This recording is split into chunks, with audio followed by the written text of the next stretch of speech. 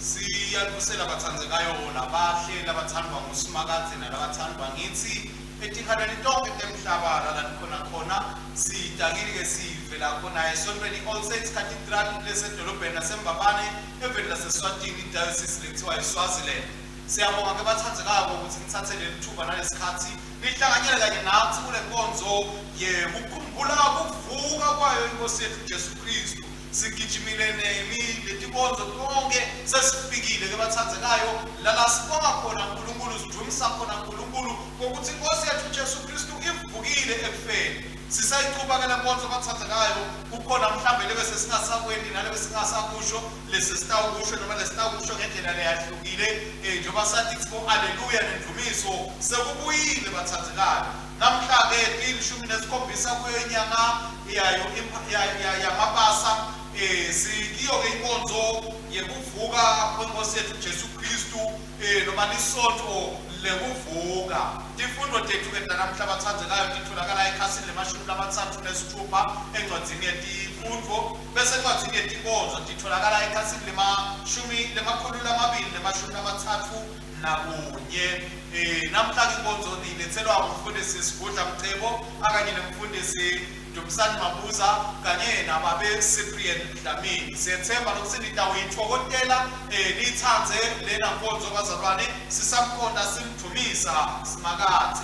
Tifundvo ke namuhla time ngalolu hlobo. Sifundo sekuqala siphuma emisebentini yabapostoli sakhiwo selishumi sahlukana ke se-34 kuya esahlukwaneni se-43. Lihubo lelikhulu nelishumi nesiphohlongo siqala evesini lekuqala siye kulesibili bese sifunda futhi lelishumi nakune siyogcina e-24. Sifundo sesibili sitholakala encwadzini yokuqala ebandleni baseKorinte sakhiwo selishumi nesihlanu siqala esahlukwaneni selishumi nemfica siyawugcina esahlukwaneni se-26. Livangeli ke lelivangeli lekulandzisa kwaJohane longcwele sakhiwo se-20 siqala esahlukwaneni sekuqala sesahlukwaneni selishumi nemfica. Ingoma leyandlulela livangeli ingoma yemfica i-Easter anthem. Ingoma yemfica ngiyo ke bathandekayo leyandlulela levangeli itholakala ke yona kulo likhasi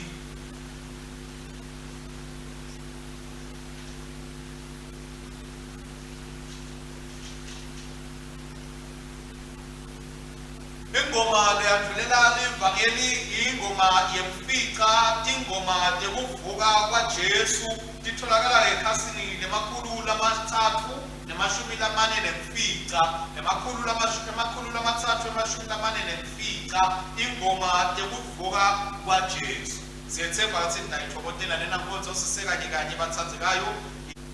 Jesu lovukile wema emkhathini wabafundisi bakhe wathi uthula kubekile abese bajabula nabayibona inkosi. Bazalwane sikumekelo lethu siqinisele ngokuqinisekile ukuthi nethemba kuNkulunkulu siphile ngothando nangokuthula nabobonke bakhe. Wenhliziyo yami makuhlanganiphe zibukhali zitha zakho zibukela wena zibukele wena indakumeza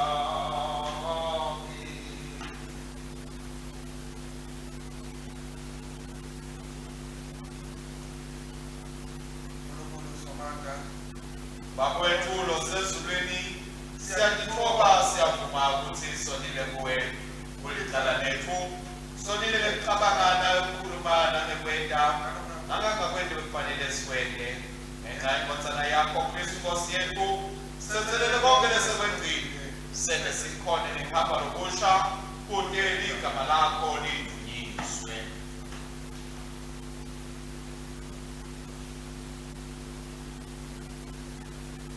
Unkulunkulu somandla lo thethelela bonke labaphendwa ngeqiniso akasihawukele asithethelele izono zethu asikhulule kudo asimise asiqiniseke kulungeni konke asigcinele nasekuphileni lokunini nanini ngaye Jesu Kristu inkosi yethu amen.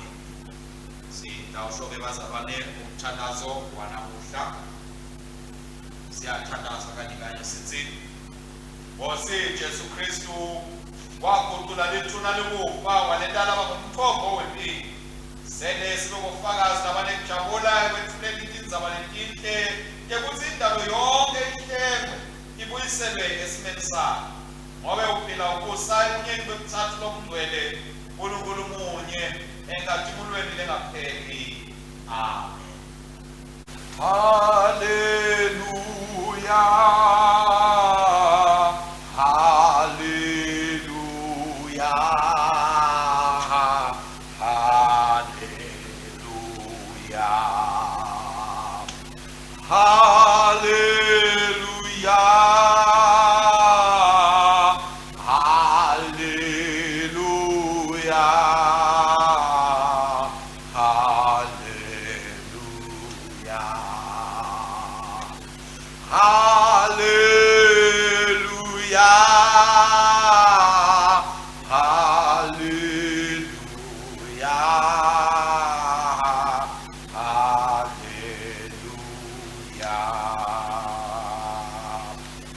Asithandaze siyabonga siyakudumisa bakwethu lengcwele ngalolu suku lwePasika ngalolu suku Nkosi lokuvuswa kwayo Nkosi Jesu Kristu ekufeni kusinika nalelithuba lethi singahlanganyela ndzawonye sithe ukukhonza sithe ukudumisa sithe ukubabata sithe ukuphakamisa bakwethu ingcwele ufanele ulithuba ufanele batshata ilimi tonke netive tonke siyabonga sina namuhla Nkosi usinika nalelithuba lethi sikhunjulwe ukuthi kuvuka kwaJesu Kristu kwendelwe kuphakanyiswa kwetive tonke kwendelwe kubuyiswa kwetive tonke tibuyiswe kuwe wena uNkulunkulu siyabonga ke bakwethu longcwele na inkonzo losusinikete yona sibonge Nkosi livi lakho sibonge bakwethu longcwele kuva imithandazo yethu sibonge futhi bakwethu longcwele nelisakramento lengcwele lalapho sidla khona kamnanzi tipho letingcwele leti sikhumbutako ukuthi sibantwana bembuso waphakathi bakwethu lomuhle namanje yena Nkosi emaviye emlomo wami nekusindla kwenhliziyo tethu kwemukeleke kuwe Jehova dwala lethu laphakathi ngaye Jesu Kristu Nkosi nemsindisi wethu amen. Bandla ngahlala phasi bathathelayo siyabonga uNkulunkulu kwebazalwane losiniketana lithuba kusinamhla 17 kwenyanga yamabasa sithole nalithuba nje lethi besingahlanganyela ndzawonye kulusuku losibonga khona ukuthi uvukile Kristu. Haleluya, uvukile Kristu bathandzekayo. Siyambonga uNkulunkulu yena lonemandla longedlula lutho kulolu suku lwanamhla bathandzekayo tifundvo tethu tanamuhla time ngalolu hlobo ukuthi khumbuta nje sifundo zekucala besiphuma encwadzini yemisebenti yabapostoli sahluko selishumi sitholeke nelikubo nelikhulu nelishumi nesiphohlongo sase sithola sifundo sesibili encwadzini yekucala yakubaseKorinte sahluko selishumi nesihlanu sagcina ngelivangeli ngelandzisa kaJohane longcwele sahluko semashumi lamabili bathandzekayo lapho-ke isihloko sako kushumayela kwethu kanamhlanje sithi Jesu uvukile kusibuyisa sonke kuNkulunkulu. Jesus rose to restore us all to God. Sitawukhumbula-ke bathandzekayo ukuthi sibe nesikhathi setinsuku letemashumi lamane lalapho besingene khona esikhathini salenti sikhathi sekuzila sikhathi sekuzindla sikhathi sekuthandaza nekuhlala evini bathandzekayo sisahamba ke sihambene emasondo lasihlanu kuso leso sikhathi lapho uNkulunkulu abekhuluma tintfo letahlukahlukene kithi ngalesikhathi salenti sase sesedlulela ivikini leliphelile singena esontweni lemasumvu lalapho besingena kahle khona naKristu angena edolobheni lidolobha lemihlolo bathandzekayo lalapho kwatiwa khona ngokuthi lalapho unqunywa khona abaprofeti basimakazi.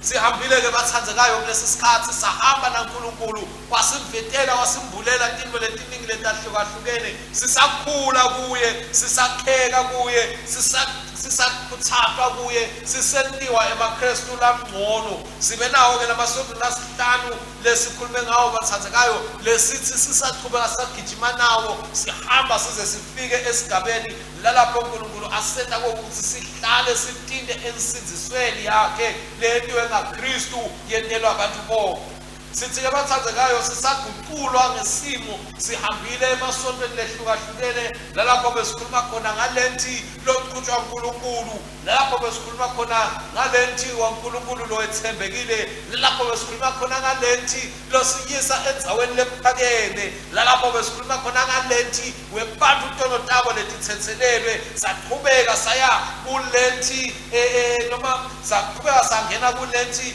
lalapho sithi khona noma sangena esontweni lalapho sithi khona lisonto lemasundvu lekuvuselelwa lekwakheka kabusha lalapho sibuke khona ukuthi thoba kwaKristu nekuyehlisa kwakhe lesibitelwe ukuthi sibe nako kuthi ekuthini uNkulunkulu kithi empilweni yethu ate ukhona ukuthi eleyinguquko asiguqule asonzete ukuthi sifanane naKristu sihambile ke futhi kuleliviki leliphelile leliphele itolo lalapho besisevikini lelingcwele khona sihamba naKristu asangenile edolobheni laseJerusalema ahamba endlule igabeni letiningi ade ayofika lalapho athengiswa khona atekiswa khona amacala langekho athathwa ayobekwa ayolengiswa esiphambanweni athathwa afakwa ethuneni asefika ke namhla lalapho atholakala khona athi hayi thona namadla impilo yakhe yebo siyabona kufanele kuhlupheka kwakhe lokwenteke kuleviki leliphelile kungiko lokuprofetiwe emibhalweni nasemahubeni lokubuhlungu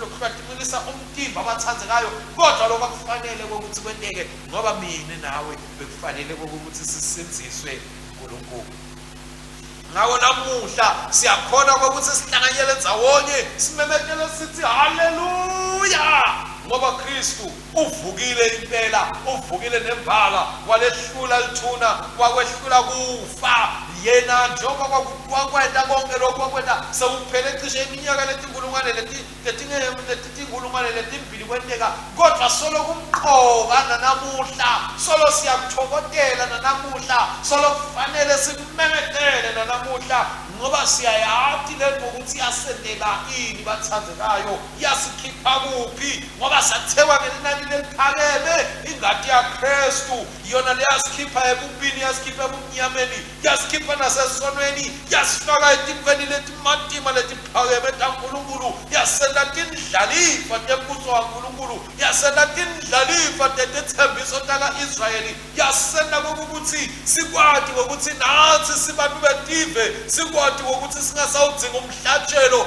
ngoba umhlatshelo lo wodwa lophelele loMkristu sowulethiwe embi kwesihlalo saNkulunkulu kwathiwa nawo umnikelo nomhlatshelo wetono abantu bonke bakhululiwe entonweni nabatawuvuma nje lalapho uNkulunkulu abe sesoyasibida usibida ukuthi asihlanganyele naKristu sendlule kufeni singene emvukeni sendlule emvukeni simbone kwenyukeni kwakhe esenyukile atawubuya atawusilanza khona nathi sitowenyuka kanye naye ngoba sevele sikhishiwe ekufeni haleluya bazalwane haleluya bathandzekayo nasibuka tifundo tethu tanamuhla sithola sifundo sekuqala lalapho Petro encwadzini yetelo tebapostoli akhuluma khona ngekufa nekuvuka kwaJesu la kumemetela ukuthi sengiyavuma nalo kufa loku nekuvuka kwentelwe abantu bonke akusiwo amaJuda kuphela kodwa mina ngikubonile kuphila kwalendvodza ngikubonile kuhlusha kwalendvodza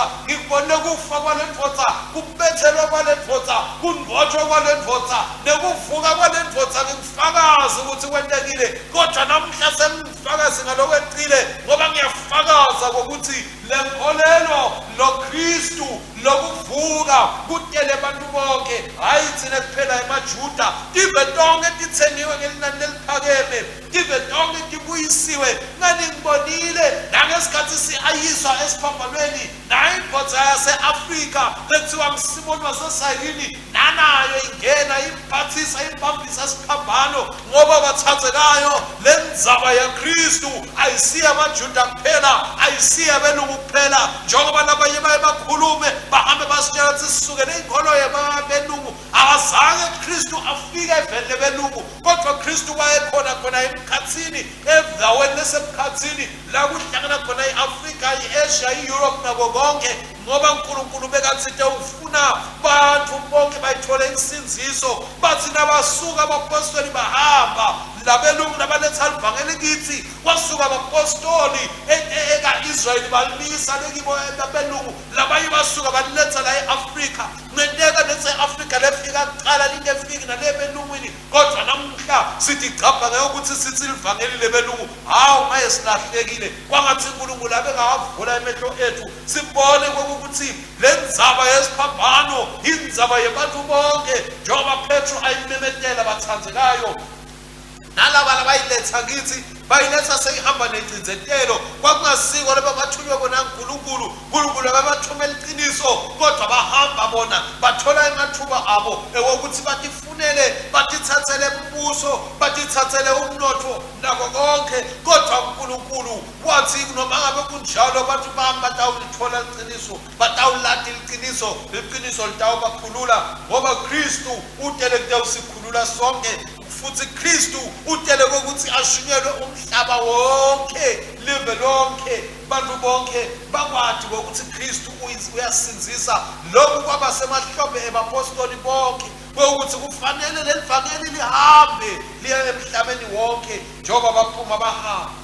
Nasifunza lihubo lanamhla bathandzekayo lisikhumbuta ukuthi emandla aNkulunkulu abonakaliswa ekuvusweni kwaKristu, ukuthi lo uNkulunkulu lonemandla, uNkulunkulu lophakeme, uNkulunkulu lomuhle, losinika emandla ukuthi simelane nazo zonke izingqinamba nezinkinga lesibhekana nazo empilweni. uNkulunkulu uba ngemandla ethu, uNkulunkulu uba insinziso yethu, kuthi ekuthini ngekuvuswa kwaKristu, kufa lebekusitha lesikhulu nesono lebekusitha lesikhulu kwabe sekuyakhona ukuthi kuyehlulwa ngoba Kristu asavukile. Lisho njalo leli hubo lithi ukuvuswa kwaKristu kusilethele kunqoba, ngoba Kristu lebeka litshe lelaliwe bakhi sowuguquka kwaba litshe lekusimisa lendlu. Impilo yomuntu lengekho uKristu ayinaso sisekelo, ayinako lokuyisimisako, kodwa labantu abasiteli kuKristu sebamtholile yena lolitshe lelisisekelo sekusimisa impilo, netive tonke letibitelwa kokuthi tilemukelele litshe tisimise timpilo tato kuwe.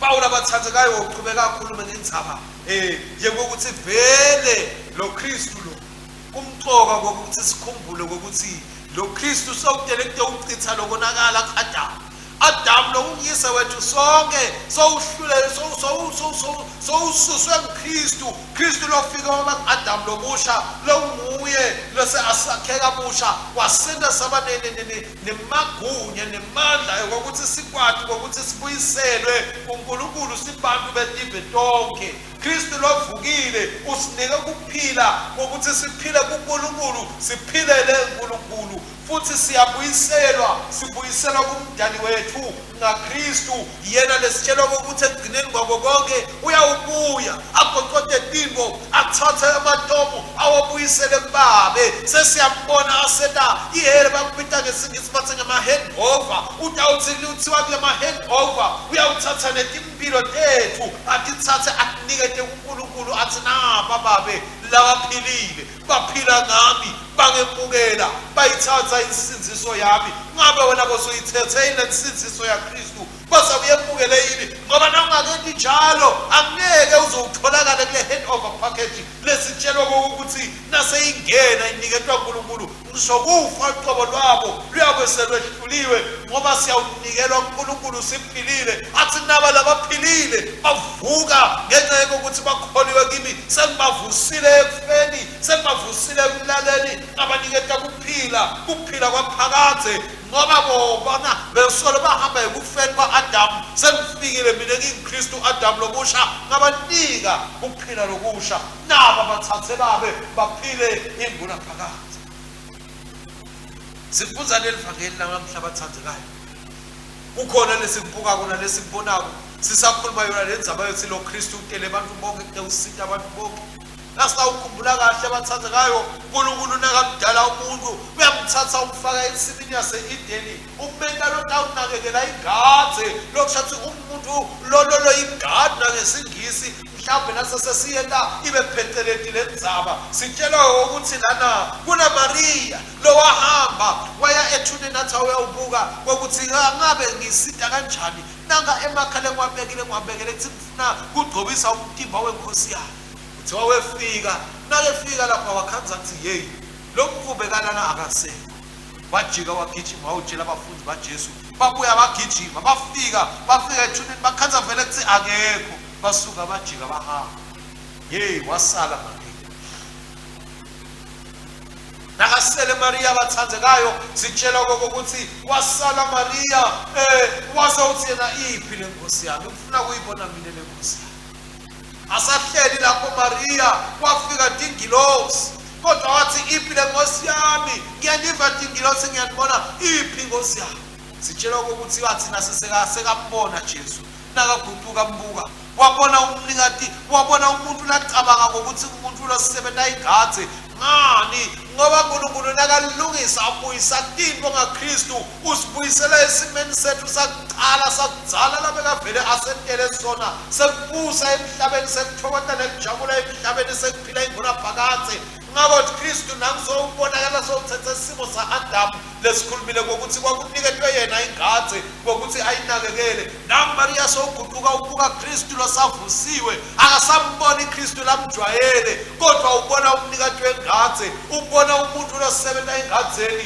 lothunywe uNkulunkulu ukuthi akafike engadzeni ayende ibe ingadzeni enhlele elungile ngoba ubona lo muntu uNkulunkulu lathi nakamdala amletha emhlabeni wathi buhle ubona bona Maria kungako wathi nakagudu mathi Nkosi la ungikhombise nje lala umbeke khona kwaze kwathatha kukhulume Jesu ukuthi Maria evethi hayibo nangu Jesu uyalathi ngabe livi la Jesu uyalathi livi la Jesu ngoba kuyadzingeka ukuthi ulathi livi la Jesu kuyadzingeka ukuthi umbone Jesu yena lo umnikati wengadi yena lo umlimi engadzeni kuthi nana wata ukwenda kuthatha kuyisele esimeni sakuqala sa-Adamu simo sekuphila ngunaphakade uNkulunkulu siyambona ke Maria lesiphize sikubone ngaye ukuthi bathi sebahambile bafundi wathi ngisho sekuvele dingilosi wathi mina ngifuna ukubona lo Kristu bazalwane sesifikile isikhathi sekuthi abantu bamlambele Kristu ungenediswa nje ukuthi ufike uvele esontweni upaka imoto uphinza ujika uhambe uthi hayi ngifikile esontweni ngayipaka imoto sekulungile noma ufike esontweni ufike uvele ulale lethi lifundwe kuvesibani ujika uhambe noma mhlawumbe ke ufike ulive lethi lifundwe kuvesibani uphinze ukhangete ufake emlonyeni ubambe ufake emlonyeni bese uyajika kodwa ube solo unjalo ungaguqulwa livi la uNkulunkulu sesifikile isikhathi sekokuthi simlambele uNkulunkulu simfune uNkulunkulu silingise Maria lathi dingilosi ngiyadibona bafundi ngiyababona bayazi uvukile ngithi mina uphi nami ngiyafuna lokuvela angifuni kuva ngebantu kodwa ngifuna ukuvela mina ukuthi uvukile lo Kristu sifikile isikhathi bazalwane sekokuthi kulona loyo sala tivela ukuthi nangu uKristu ovukile ube nebufakazi lokuphatheka kolokubukwa ukuthi ngimthola lapha kimi ngimbona lapha kimi ngiyamuva lapha kimi uyasebenza lapha kimi lo Jesu sesifikile leso sikhathi bathandekayo ngabo wakhona Maria ngokuthi ahlala ngoba besajwayele athi yena ufuna ifellowship na Jesu sifikile isikhathi bazalwane sekuthi sibe nefellowship na Jesu asingafuni nje kuva timzaba titshelwa ukuthi bani sibani wathi ufuna kube nangekhathi kithi kube ngithi lele sitshela abantu ukuthi uyaphila lo Jesu uyasinzisa lo Jesu uyaphilisa lo Jesu uyakha lo Jesu, uyaphumelelisa lo Jesu, uyalekelela lo Jesu, uyaphakamisa lo Jesu. Kufuna kuphumela ngekhathi kithi kube bufakazi bethu, kodwa ngeke sibe nabo uma sitawufika nje sivele inhloko silungude siphume sihambe. Kufuneka sihlale, sitinte, sikhale, silambe, simemete ethi Nkosi, khuluma nathi Nkosi, finyelela kithi Nkosi, sibuke wena Kristu lovukile ukuphi, divete kithi.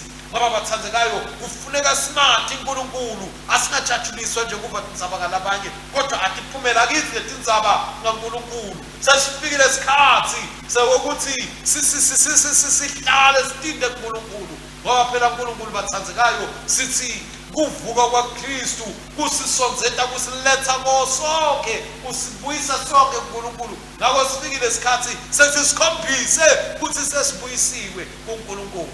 Kwangathi uNkulunkulu bathandekayo bekangakha inkhaphu nenishisekelo nekulangatelela ngekhathi kithi kokuthi sibe nebudlelwane lokuphilako naye, njengoba nje simemetela ukuthi nangu 2022 uvukile Kristu. Kwangathi angavuka ngekhathi kithi aqhubule timyalu, njengoba shilo ukuthi yena uyawuhlala naye adle naye, uyawuqhubula tiyalu ngekhathi kuye. Kwangathi bengaqhubula tiyalu ngekhathi kithi letawusenda ukuthi singayikhoni kuyekela kukhuluma, kodwa sikhulume njalo ukuthi uvukile Kristu. Haleluya, uvukile Kristu.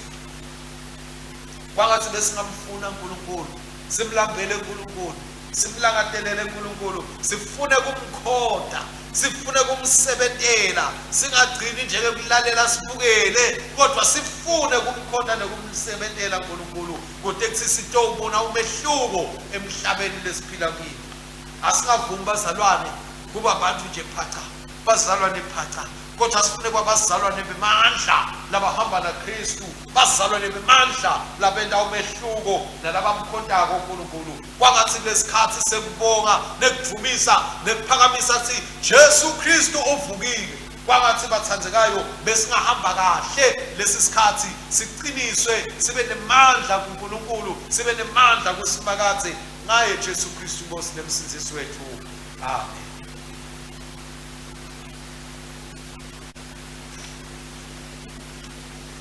Emithandazweni yethu ke bathandekayo sitawukhumbula imithandazo lelandzelako lesibitwa njalo ukuthi sihlale sithandaza kiyo. Sithandazela iDiocese yaseBrecken, sikhumbule libandla lise-St. Margaret, libandla iSt. Margaret liselakhi eDundee, sikhumbule umfundisi lobambe kwesikhashana Dean Faye Lamont. Siphinde futhi sikhumbule bonke labamsitako evoleni nasekushumayeleni. Siphinde sithandazele ngokuthi konke labakihlanganisako nalabakuhlosako nalabakucelako uNkulunkulu kube impumelelo basenda kanjani. Diocese yase-Iowa sithandazela libandla lase-St. John lelise-Glenwood. Sithandazele labo lekungibona basita ekwakheni labantu lekufanele babe bafundisi nalabashumayelako. Sikhumbule yibo Katie Helverson, Ricatuso, Karen McKellen na Mark Triplet. Phinde futhi sikhumbule nelibandla lase-St. John lelise-Shenandoahs. Sikhumbule umfundisi Holy Chef kanye nawo onke emabandla lasebenzisana nawo bashumayeli nabo bonke bafundisi labakhona kulo lelo bandla. Kuyo iDiocese yethu yaseSwatini, Swaziland sikhumbula libandla laseLuve nemfundisi wakhona Mthetheleli Simelane. Sithandazela yena nebashumayeli bonke lasebenzisana nabo. Sithandazela futhi ukukhula nekwanza kwalo lelo bandla etindzaweni letisemacenselweni. Siphinde futhi ke sithandazele bathandekayo nebazalwane ukuthi abangabalekeli tindzaba tetembusave, abangene batibangene letindzaba tembusave, batawukhona kulungisa bachonzise tintfo letingahambi kahle, inkhohlakalo legcwele umhlaba nelive lonke. Bomakhelwane bethu ke iDiocese yase-Highfield, sithandazela ke iSt. Peter's in Chains lese-Katlehong. Sithandazele isizwe esikhakhane nanoLsindiso umkakhe. Siphinde futhi sithandazele iSt. James, sithandazele naPeter Mbatha nemkakhe Mapule. Siphinde sithandazele nawo onke nje bazalwane ema-diocese lesihlanganiswe nawo ngokuthi budlondlobale ebudlelwane bethu kanye nabo, siqhubeke sisonke sikanye kanye simemetele lokuthi Kristu uvukile. Sinawuqhubeka ke bathandekayo nayo imithandazo yethu esiyawuholelwa kiyo babe wethu Dini walapha ekhaya. Amen. Singena esikhathini sekuthandaza abazalwane, umthandazo walamuhla. Sizocela ukuthi siguqe noma sihlale phansi kuya ngokuthi umlomo silungelana. uNkulunkulu sibakathe lesathi ukuthi emandla ensindiso akuye uma emkhathini wethu etikhathini tonke sisedlula edilungeni nasebuhlungwini bempilo siphakamise ngelwati lokuthi ekusa bekugcina ebukhoneni bendodzana yakho levukile lesitawuhlanganyela naye ekufeni kwakhe sihlengiwe sibuyiselwe ekuphileni lokuphelele sikhululwe phakathe ukuthi sibe bantu bakho. Nkosi Nkulunkulu ngalolu suku ugcwalisa abantu bakho ngekwesaba lokungcwele kulolu suku lokuvuswa kwendodzana yakho kude singetawuchutha engikwelithuna kepha sijabule siphile ngeqiniso lemandla akho ekusindisa. Nkosi ngemusa wakho Yiba ukuthandaza kwethu. Yiba nathabo Archbishop wethu, Dalsi umbishop wethu, Advent Dean wethu, nabo bonke bafundisi nebashumayeli bagcine bethembekile kuletha ebantwini bakho livangeli lebupostoli lekufa kwendodzana yakho kungcwatshwa kwayo nekuvuka kwayo. Nkosi ngemusa wakho Yiba ukuthandaza kwethu. Sende sibambelele ngemandla evini lelishunyayelwa kithi kude kuthi sithi silemukela ngenjabulo singema sigcine sisindiswe ngalo. Vimbela bonke labafisa kuhlanyela kungakholwa enhlitweni tethu usiphe sibinzi sekufakaza liqiniso nalo ekuphileni nasekukhulumeni kwethu. Nkosi ngemusa wakho Yiba ukuthandaza kwethu. Usisa Nkosi indodokati, usisa inkosi indodokati tindvuna tembuso tishamtsetfo bosodolobha neticondzisa mtsetfo etinkantolo nabo bonke labashaya balawule imitsetfo yelive.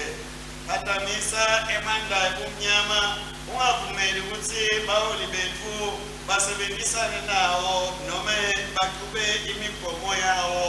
Vikela emabutho lahlomile asabukele kuphepha kwalelive asibukele kuphepha kwalelive uwende abadi kumqoka bekuvikela yonke impilo nekukhuleka kwebantu.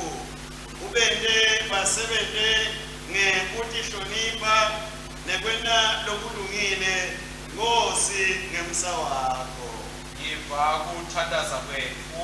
yiba nemusa kulabo labagulako nalabasekudzingeni side ikakhulu kubo labanetifo kulabo labanetifo letitsatsa umphefumulo nalabaneligciwane lamahazane.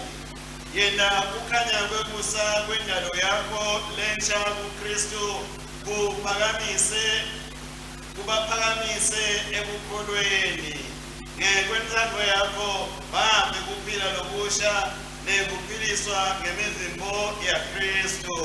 Umfanekiso wekuphilisa kwabo bekungunaphakathe kuye. Nkosi ngemusa wakho Yiba ukuthandaza kwethu.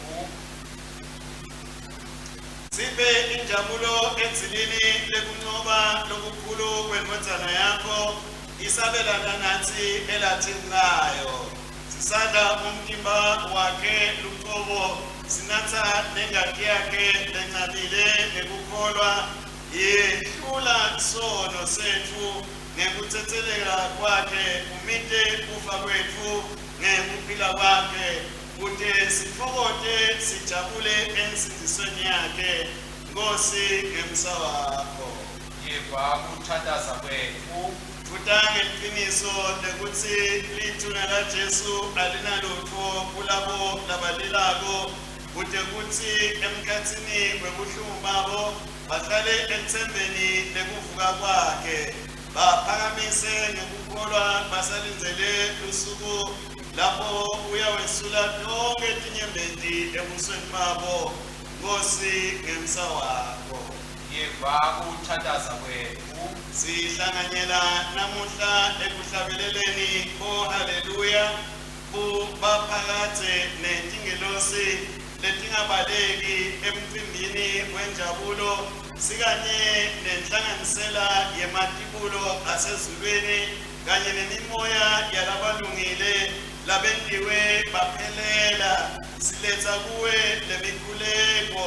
babe wethu sethemba umsa wakho naye Jesu Kristu indodana yakho inkosi yethu lophila busa nawe namoyo oyingcwele uNkulunkulu munye manje naphakathe amen. sithandaza kanye sithi babe mnikati wemandla setinikela kuwena Jesu Kristu Nkosi yethu kube sibe ngumhlatshelo ophilako sithumele kuveni ngemandla akho longcwele sihambe sisebenzele emthumone ubukhosi bakho uNkulunkulu somandla usesa iAfrika thina abantu bayo bona abaholi bayo uyiphe ukuthula ngaJesu Kristu Nkosi yethu babe somandla injongo yakho ukuthi bonke abantu bahlale bamunye siyabonga nokuthi uthethe tonke impi nebudlwangudlwangu emhlabeni nalesipho sakho sekuthula losipha sona sela umusa wakho kulo tonke ive ihambe endleleni yemiyalo yakho ihlale ndawonye nekuthula ngekulungisa nangekukhululeka ngaye Jesu Kristu inkosi yethu amen. Bese sikuthula kwaNkulunkulu lokwenza konke konke kuyadigcina inhliziyo yethu nemicabango yethu simathi simthanze uNkulunkulu naye indodana yakhe Jesu Kristu inkosi yethu lesibusiso saNkulunkulu somandla uyise nendodana namoya wengcwele asibe kithi njalo asithi amen siyakuvumisa asithi amen siyakuvumisa asithi amen amen amen amen amen siyakuvumisa.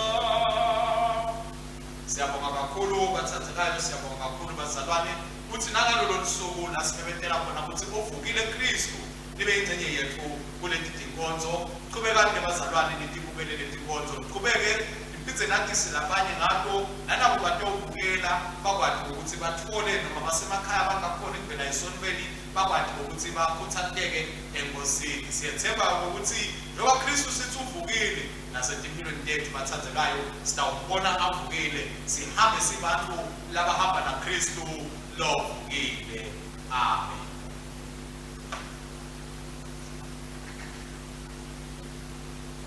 Hambani ngethuba nangothando lesebenzela inkosi. Haleluya, haleluya. Egameni laKristu amen. Haleluya, haleluya.